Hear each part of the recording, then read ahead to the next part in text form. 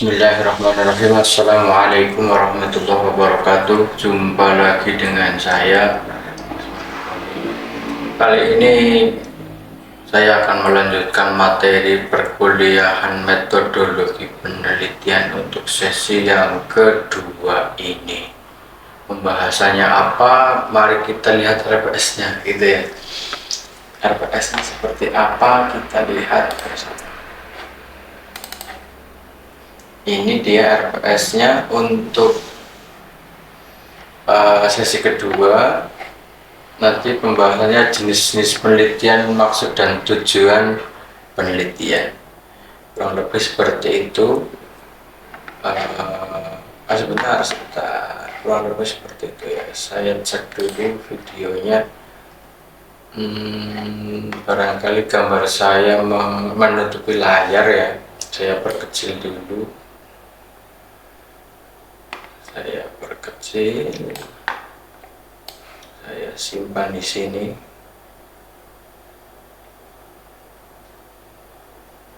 Oke. Kita lanjut.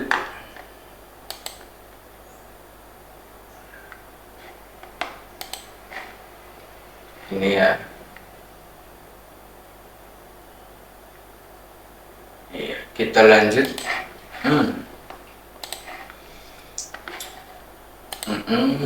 Pembahasan kita ada di sini. Ini jenis-jenis penelitian, maksud dan tujuan penelitian. Ini saya perbesar. Nah, jelas sekali begini. Oke, slide-nya sudah saya share di grup. Tinggal kalian buka melalui media ini. Saya akan membuka juga di sini slide yang sudah saya share itu. Slide-nya di mana? Ini dia. Nah, saya perbesar biar lebih jelas.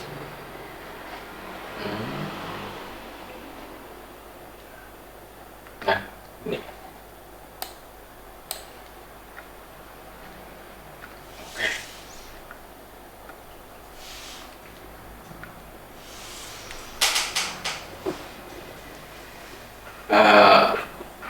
Slide ini saya beri judul pengertian penelitian untuk sesi yang kedua ini. Kita lanjutkan. Nah, ini apakah penelitian itu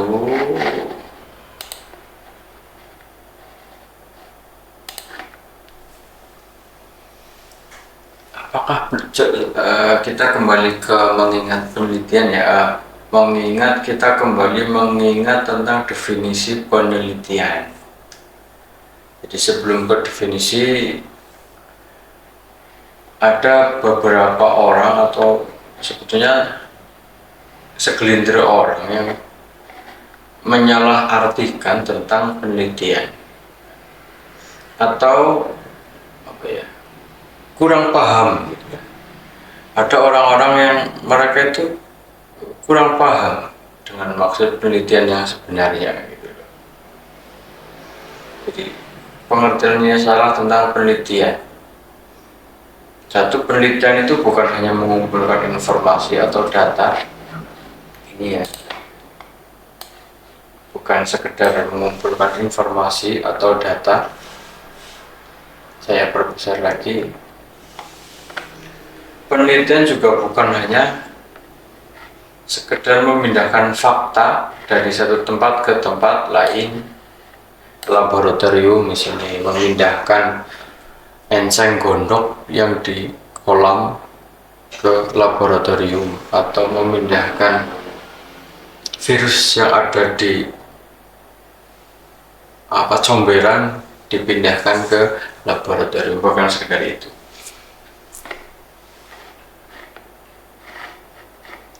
Ya, penelitian yang nomor 3, penelitian bukan hanya membongkar-bongkar mencari informasi. Dan yang terakhir, penelitian juga bukan satu kata besar untuk menarik perhatian. Maksudnya seperti yang ini misalnya, quick count gitu ya. Quick count itu kan kemarin waktu zaman pemilu fenomena quick count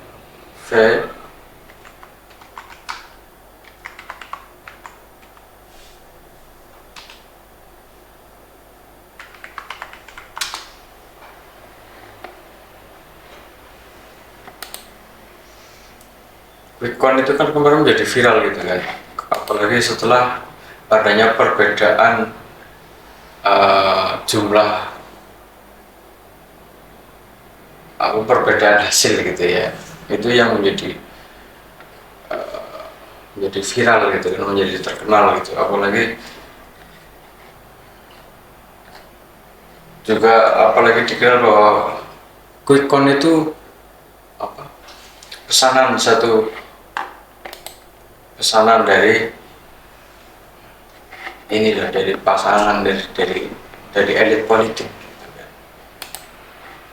Ini hasil sementara quick count yang kemarin indikator, ada poll tracking, ada Voxpol, Center Kedai Kopi, ada LSI dan seterusnya. Mereka lembaga penelitian yang sudah dikenal secara nasional gitu ya, dan mereka biasa menyampaikan begitu sehari dua hari setelah pemilu berlangsung, pasti mereka sudah bisa menampilkan hasil quick count gitu ya. Itu mereka juga menggunakan penelitian seperti itu. Kita kembali ke slide. Nah, sekarang apakah penelitian itu? Ini penelitian, kalau kita kaji dari bahasa Inggris, itu bahasa Inggrisnya kan research gitu kan. Ini bahasa Prancisnya seperti ini, kurang lebih bacanya mirip-mirip research. Kembali, to search, mencari kembali. Penelitian itu studi yang dilakukan melalui penyelidikan yang hati-hati. Kata kuncinya saya boleh. Penelitian itu merupakan studi yang dilakukan, penyelidikan yang hati-hati terhadap suatu masalah. Jadi ada metodenya, ada tata caranya, sehingga diperoleh pemecahan yang tepat terhadap masalah tersebut. Ini definisi dari Hillway. Kemudian definisi yang selanjutnya, penelitian adalah suatu proses untuk mencapai secara sistematis, untuk mencapai proses untuk mencari jawaban terhadap suatu pertanyaan. Itu juga bisa begitu. Penyelesaian terhadap permasalahan atau pemahaman yang mendalam terhadap suatu fenomena. Jadi bisa tiga ya: mencari jawaban, menyelesaikan masalah, mencari jawaban, menyelesaikan masalah, atau memperdalam pemahaman. Itu tujuannya. Tujuan penelitian adalah satu, mencari jawaban, yang kedua penyelesaian masalah, dan yang ketiga pemahaman yang mendalam. Saya catat di sini satu.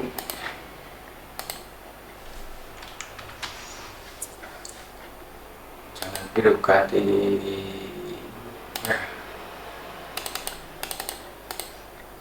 Nah, tujuan penelitian satu, mencari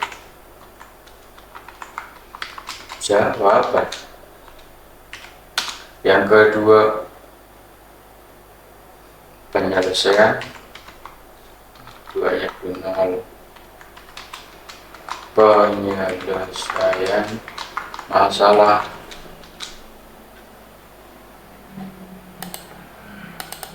Yang ketiga, pemahaman yang mendalam. Artinya kita sebelumnya sudah paham, tapi ingin mencari informasi yang lebih dalam tentang suatu tema. Nah, dilakukanlah penelitian. Seperti itu. Mencari jawaban, penyelesaian masalah, dan pemahaman yang mendalam.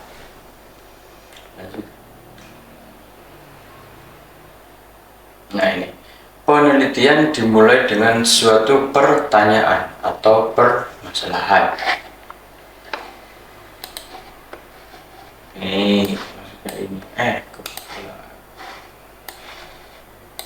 bentar.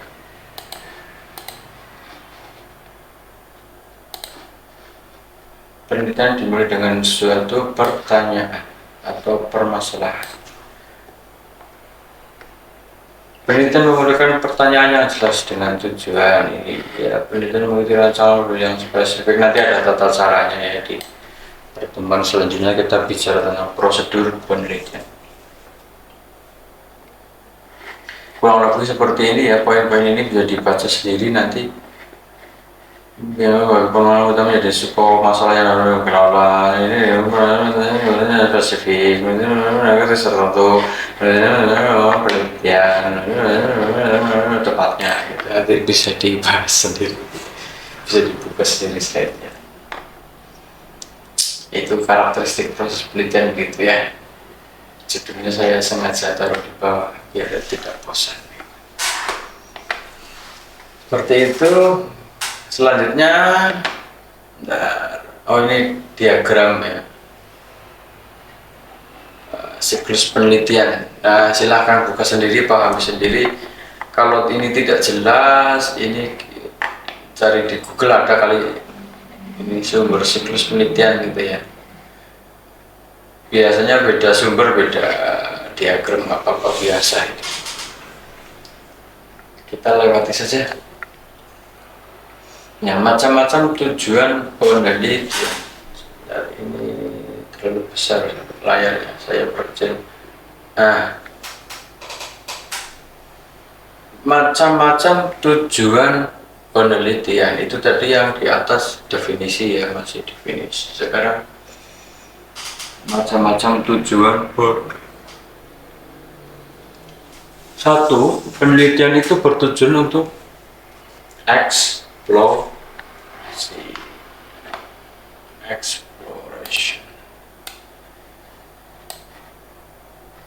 Jangan biru.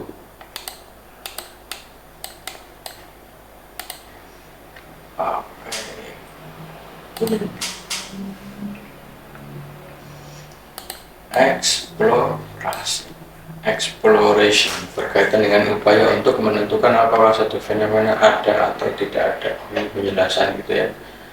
Explore. Yang kedua, deskripsi berkaitan dengan pengkajian fenomena secara lebih rinci atau membedakan dengan fenomena yang lain. Prediksi. Yang ketiga, berupaya mengidentifikasi ya. Yang ketiga, prediksi. Yang kedua, deskripsi.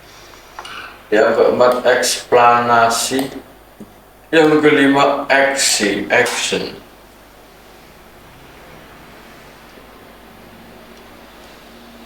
Itu kurang lebih seperti itu, macam-macam tujuan penelitian. Coba kita buka Gemini ya, Gemini AI. Tujuan penelitian apa? Kita tanya AI, tujuan penelitian? Apakah tujuan penelitian, Mas Arif, Mas Bardi? Oh, ini sama ini. Menjelaskan, memprediksi, mendeskripsikan, mengembangkan, memecahkan masalah, sama dengan yang tadi lah ya, kurang lebihnya itu. Nah ini tujuan penelitian dapat dipermudah jenis penelitiannya, penelitian dasar, penelitian terapan. Tujuan penelitian dapat dibedakan berdasarkan jenis penelitiannya. Yang besar ya ini, sebentar saya perbesar.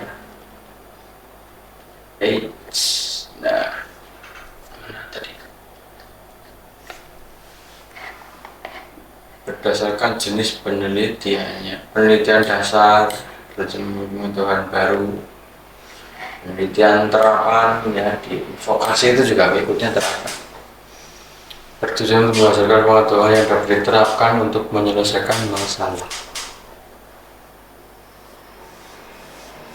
Nah, sementara tujuan penelitian berdasarkan jangka waktu.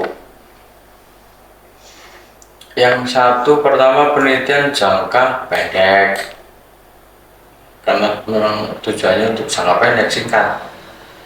Kemudian penelitian jangka panjang, bisa bertahun-tahun dan penelitiannya. Bisa juga seumur hidup.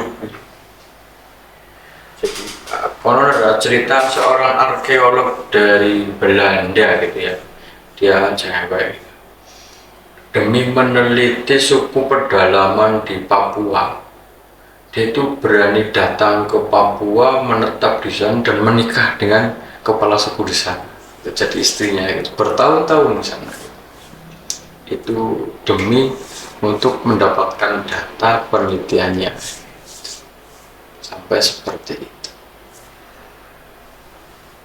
Tokohnya siapa saya lupa namanya. Dan antropologi, terutama di antropologi, peneliti antropologi,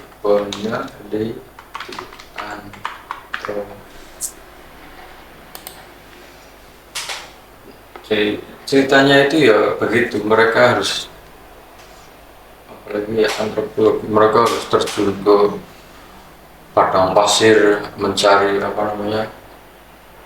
menemukan fosil-fosil gitu kan, diduga di situ ada fosil, kemudian digali, pokoknya dananya banyak, menghabiskan banyak dana, banyak energi untuk penelitian seperti itu. Nah, Mas Bardi AI Bardi, tujuan penelitian yang baik haruslah satu, jelas, kemudian terukur, dapat diukur gitu ya, metodenya jelas, realistis, tidak ngawur, tidak aneh-aneh, tidak menghayal, spesifik, temanya jelas, spesifik, tepat waktu gitu. Ini berkaitan dengan dana, sumber waktu gitu. Manfaat penelitian meningkatkan pengetahuan dan pemahaman tentang suatu masalah, terutama untuk pribadi peneliti. Kemudian nanti kan ada dipublish, hasil penelitiannya dipublikasi, nanti dia akan bermanfaat bagi ilmu pengetahuan secara umum, bagi orang banyak gitu ya, dapat diakses orang banyak, membantu mengambil keputusan yang baik, mengembangkan teknologi dan produk baru, misalnya produk-produk mobil gitu kan mereka itu menciptakan sebuah produk mobil baru itu sudah melalui survei penelitian yang panjang gitu. Jadi pabrik-pabrik besar itu menciptakan produk baru, motor, mobil, produk itu melalui riset yang panjang, bertahun-tahun itu, seperti itu. Ya, asal ngarang, asal bikin, betul-betul diteliti secara tepat. Contoh tujuan penelitian untuk mengetahui pengaruh metode belajar adaptasi siswa berada yang bumi di tahun 2025 dan seterusnya. Semoga penjelasan ini membantu. Lanjut kita ke hubungan penelitian dan perancangan. Semuanya bisa dibaca sendiri lah. ya saya lompati ragam penelitian gitu ya. Tadi sudah sebetulnya di AI gitu ya. Nah ini kita coba menurut versi slide itu bagaimana. Secara umum ilmu dapat dibedakan antara ilmu dasar dan ilmu terapan secara umum loh ya. Secara umum. Ilmu dasar itu matematik, fisika, kimia, geofisika, biologi, geografi, kemudian ilmu terapan itu ilmu teknik, kedokteran, farmasi, administrasi pemerintahan daerah, manajemen pajak, bisnis digital, ya. Itu ilmu terapan. Ilmu dasar dikembangkan melalui penelitian yang biasa disebut sebagai penelitian dasar, tadi sudah ya, basic research. Sedangkan penelitian terapan menghasilkan ilmu-ilmu terapan, applied research. Ini ceritanya di bawah. Lanjut, sekarang penelitian menurut pembentukan ilmu, atau mungkin bisa disebut lewat melalui logika ilmu gitu ya. Nanti di sana deduksi, induksi. Penelitian itu bersifat induktif atau bersifat deduktif. Secara sederhana, penelitian induktif adalah penelitian yang menghasilkan teori atau hipotesis baru. Induksi. Nah, sedangkan penelitian deduksi merupakan penelitian yang menguji, mengetes teori atau hipotesis yang sudah ada.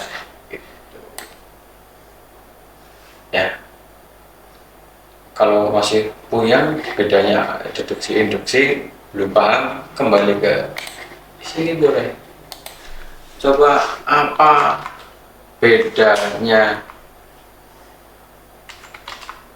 deduksi dan induksi? Nah ini ada ini, pokoknya itulah, baca sendiri, dibuka sendiri.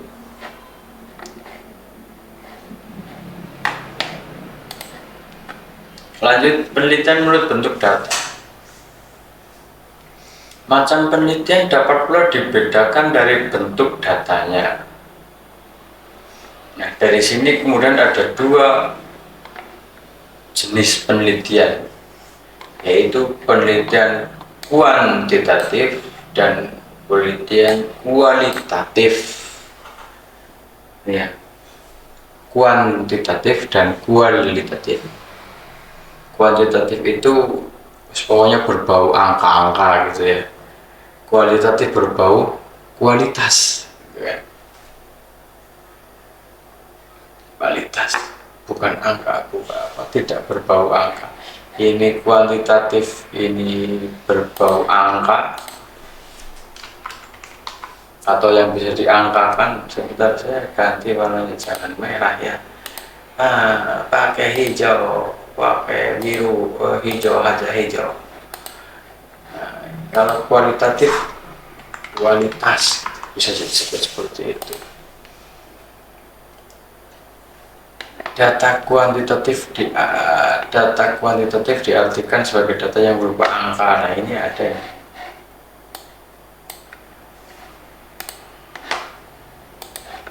Yang dapat diolah dengan matematika atau statistik atau aplikasi-aplikasi tertentu gitu ya, nanti ada aplikasinya. Sementara data kualitatif adalah sebaliknya, datanya bukan berupa angka, sehingga nanti proses pengolahannya pun berbeda karena bukan angka, jadi bisa dimasukkan di aplikasi. Itu bedanya, itu kuantitatif dan kualitatif. Jadi maksudnya apa? Jadi kalau penelitian kuantitatif itu nanti misalnya kita mau meneliti tentang minat masyarakat terhadap satu, kita contoh lah. Daripada saya ngetuk proses saya contoh penelitian kuantitatif.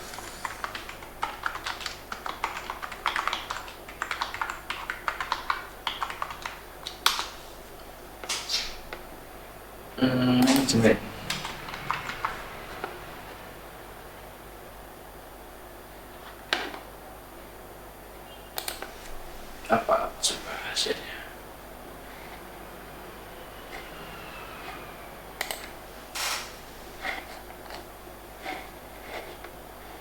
6. Judul skripsi manajemen kuantitatif dan itu yang boleh dikerjakan. Contoh, pengaruh budaya organisasi terhadap hasil kerja karyawan dalam perusahaan X. Nah, kalau metodenya pakai kuantitatif, jadi itu nanti diangkakan.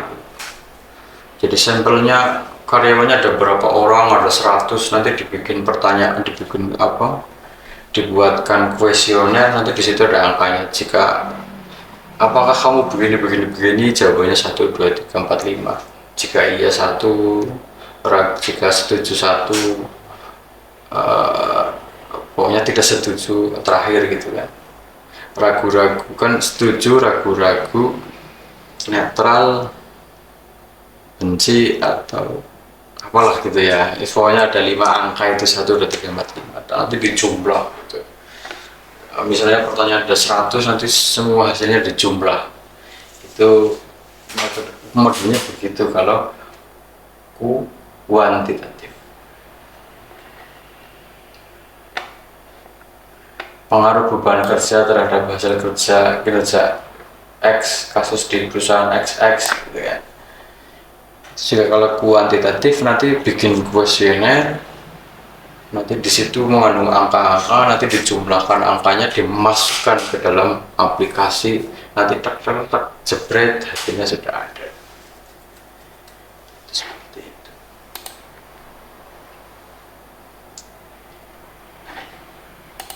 Kalau kualitatif itu nggak pakai angka-angka, pakainya model wawancara, dicatat satu persatu, membaca laporan dan seterusnya gitu. Itu beda nanti gitu ya. Oke, sementara itu dulu perbedaannya ya, silahkan nanti dia browsing sendiri. Kualitatif adalah sebaliknya gitu ya, bukan angka. Oke. Sementara penelitian menurut paradigma keilmuan itu ada 3: positivisme, rasionalisme, dan fenomenologi. Itu menurut Muhajir, profesor. Ini tampil begini, silahkan dibaca sendiri. Nah, ini penelitian strategi, ada penelitian opini, penelitian empiris, kearsipan, dan analitis. Nah, ini contoh ya, ruang lingkup penelitian manajemen. Penelitian manajemen adalah penelitian yang umumnya dilakukan oleh akademisi yang mengkaji keilmuan manajemen seperti bisnis umum, manajemen pemasaran, manajemen keuangan, sumber daya manusia, dan perilaku organisasi, sistem informasi manajemen, dan lain-lain. Kalau bisnis umum biasanya tema-temanya tentang ruang lingkupnya tentang ramalan bisnis dan industri, inflasi dan penentuan harga, akuisisi, ekspor dan perdagangan internasional, studi kelayakan bisnis, profil pelaku bisnis yang sukses, bisnis pejabat, bisnis nilai, bisnis antar suku, dan seterusnya. Kalau manajemen pemasaran biasanya tema-temanya potensi pasar, karakteristik pasar, penjualan, dan seterusnya, bisa dibaca sendiri. Manajemen keuangan, anggaran, sumber dan banyak banget ini, bisa dibaca sendiri. Kalau yang administrasi pemerintahan daerah bagaimana? Browsing sendiri lewat AI bisa. Apa ruang lingkup gitu ya, apa ruang lingkup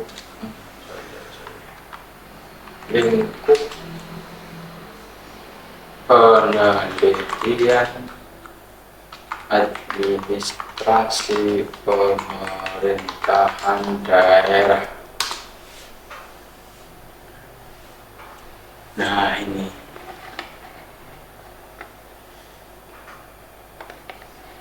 otonomi daerah dan desentralisasi kebijakan publik, itu proses perumusan, implementasi, evaluasi, analisis dampak, strategi, dengan manajemen pemerintahan daerah, struktur organisasi, tata kerja, sistem kepegawaian, pengelolaan keuangan daerah, pengelolaan aset daerah, pelayanan publik, kemudian tata pemerintahan, tata kelola pemerintahan, akuntabilitas, good governance, pembangunan daerah, perencanaan, budaya masyarakat, masih banyak lagi nih ternyata. Berapa? 9.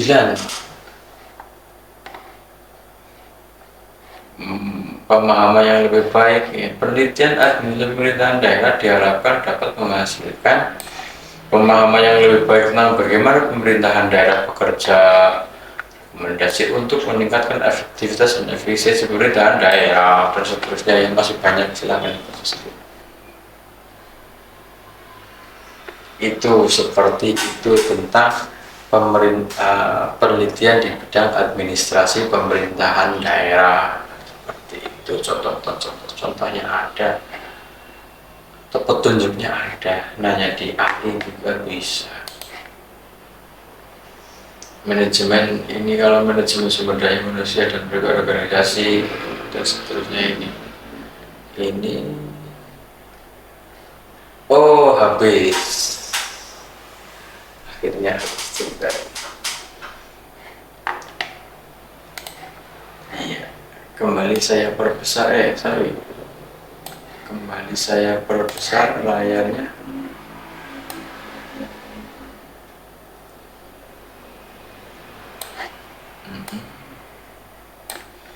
Demikian seputar pengertian tentang metode penelitian ya.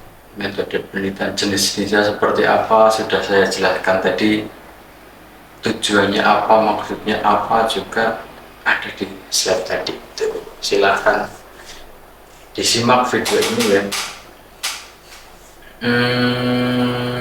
Demikian yang dapat saya sampaikan.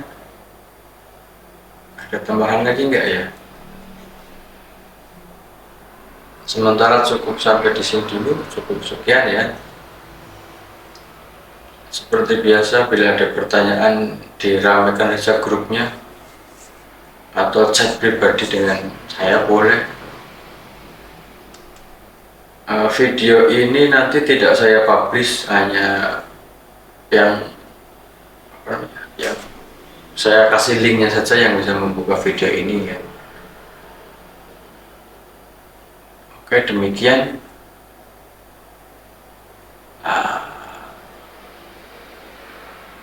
video ini ya, mengantar demikian video ini saya sampaikan. Terima kasih. Apalagi ya, sudah ya, karena ini nggak ada interaksi jadi garing rasanya gitu ya. Oke, nggak apa-apa. Terima kasih. Berapa kali saya terima kasih ya. Demikian, assalamualaikum warahmatullahi wabarakatuh.